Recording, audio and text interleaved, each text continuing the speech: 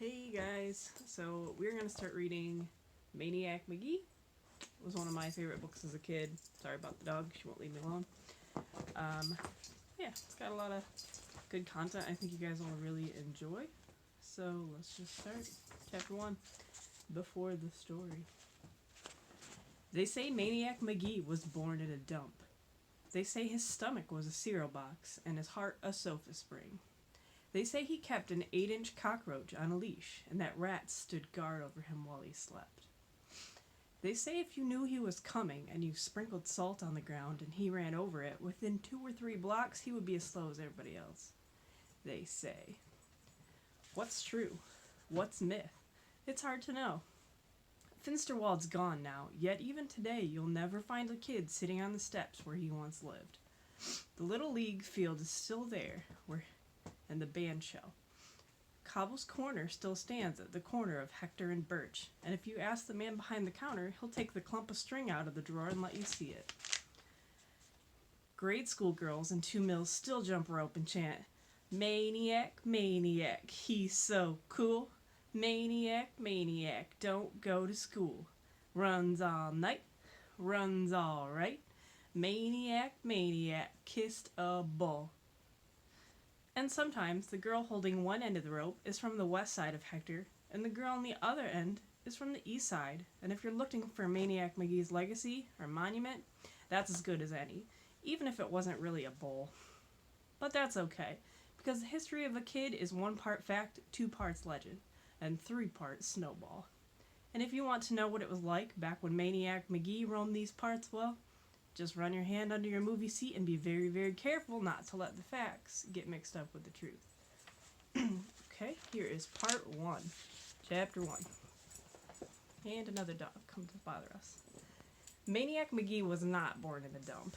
He was born in a house, a pretty ordinary house, right across the river from here in Bridgeport. And he had regular parents, a mother and a father. But not for long. One day his parents left him with a sitter and took the P&W high-speed trolley into the city.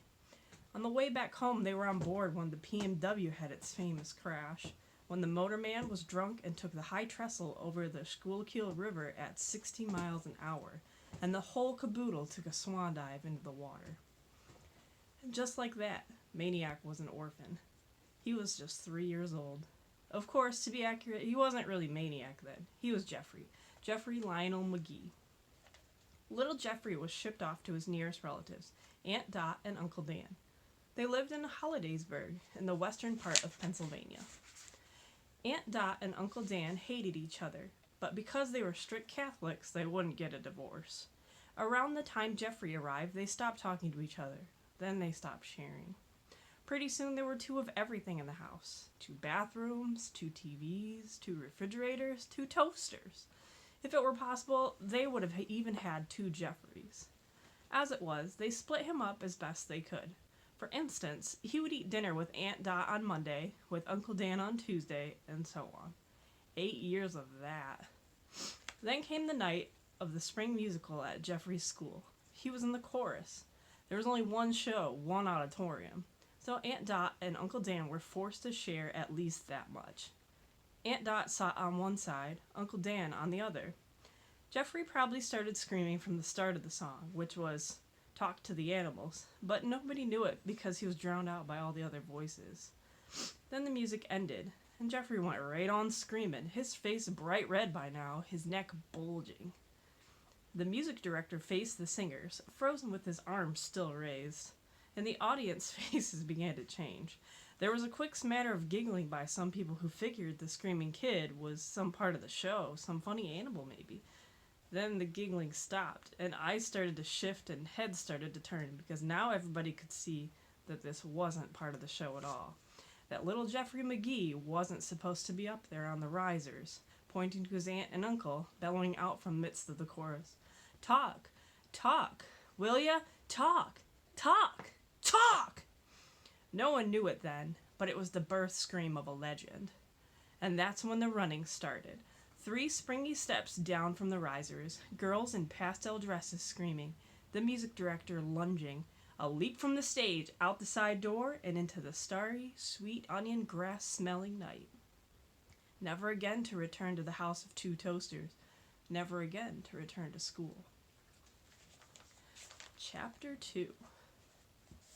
Everybody knows that Maniac Magee, then Jeffrey, started out in Hollidaysburg and wound up in Two Mills. The question is, what took him so long?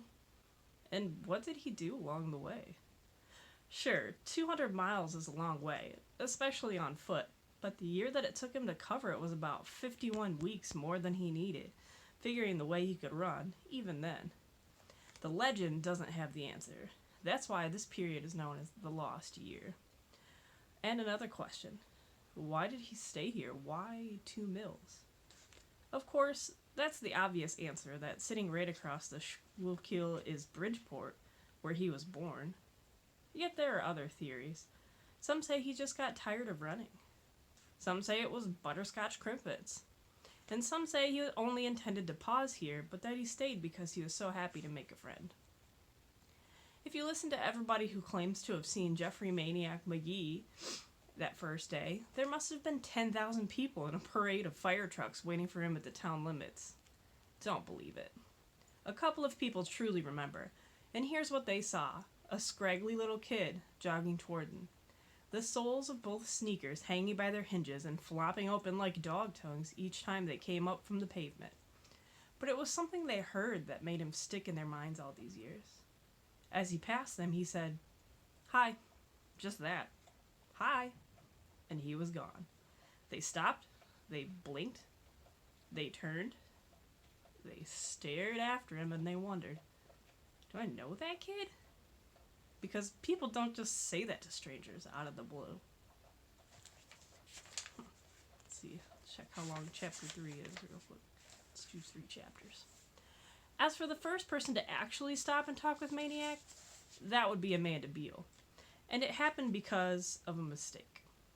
It was around 8 in the morning, and Amanda was headed for grade school like hundreds of other kids all over town.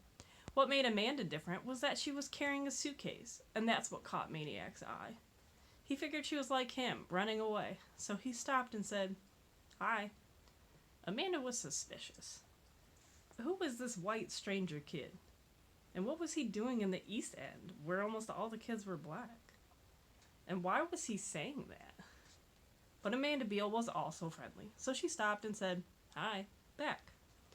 "Are you running away?" Jeffrey asked her. "Huh?" said Amanda. Jeffrey pointed at the suitcase. Amanda frowned, then thought, then laughed. She laughed so hard she began to lose her balance, so she set the suitcase down and sat on it so she could laugh more safely. When at last she could speak, she said, "I'm not running away. I'm going to school." She saw the puzzlement on his face. She got off the suitcase and opened it up right there on the sidewalk. Jeffrey gasped. Books! Books, all right. Both sides of the suitcase crammed with them. Dozens more than anyone would ever need for homework. Jeffrey fell to his knees. He and Amanda and the suitcase were like a rock in the stream. The schoolgoers just flowed to the left and the right around them. He turned his head this way and that to read the titles. He lifted the books on top to see the ones underneath. There were fiction books and non-fiction books, who did it books, and let's be friends books, and what is it books, and how to books, and how not to books, and just regular kid books. On the bottom was a single volume from an encyclopedia. It was the letter A. "My library," Amanda Beale said proudly. Somebody called, "Gonna be late for school, girl." Amanda looked up. The street was almost deserted. She slammed the suitcase shut and started hauling it along. Jeffrey took the suitcase from her. "I'll carry it for you."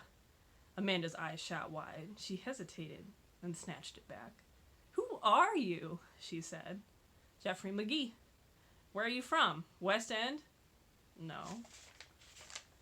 She stared at him, at the flap-soled sneakers. Back in those days, the town was pretty much divided. The East End was for black people, and the West End was for the white people. "I know you're not from the East End." "I'm from Bridgeport." "Bridgeport? Over there? That Bridgeport?" "Yep." "Well, why aren't you there?" "It's where I'm from, not where I am." "Great. So where do you live?" Jeffrey looked around. I don't know. Maybe here?" "Maybe? Amanda shook her head and chuckled. Maybe you better go ask your mother and father if you live here or not. She speeded up. Jeffrey dropped back for a second, then caught up with her. Why are you taking all these books to school? Amanda told him. She told him about her little brother and sister at home who loved to crayon every piece of paper they could find, whether or not it already had type all over it. And about the dog, Bow Wow, who chewed everything he could get his teeth on. And that, she said, was why she carried her whole library to and from school every day. First bell was ringing. The school was still a block away. Amanda ran. Jeffrey ran. Can I have a book? He said. They're mine, she said. Just to read, to borrow. No. Please, what's your name? Amanda. Please, Amanda, anyone, your shortest one. I'm late now, and I'm not going to stop and open this thing again. Forget it, he stopped. Amanda! She kept running, then stopped, turned, glared. What kind of kid is this anyway? All grungy, ripped shirt. Why didn't he go back to Bridgeport or the West End, where he belonged? Bothersome white girl up there. And why was she still standing here? So what if I loaned you one, huh? How am I going to get it back? I'll bring it back, honest. If it's the last thing I do, what's your address? 728 Sycamore. But you can't come there. You can't even be here. Second bell rang. Amanda screamed, whirled, ran. Amanda! She stopped, turned. Ugh! She squealed. She tore a book from the suitcase, hurled it at him. Here! And dashed into school. The book came flapping like a wounded duck and fell at Jeffrey's feet. It was a story of the Children's Crusade.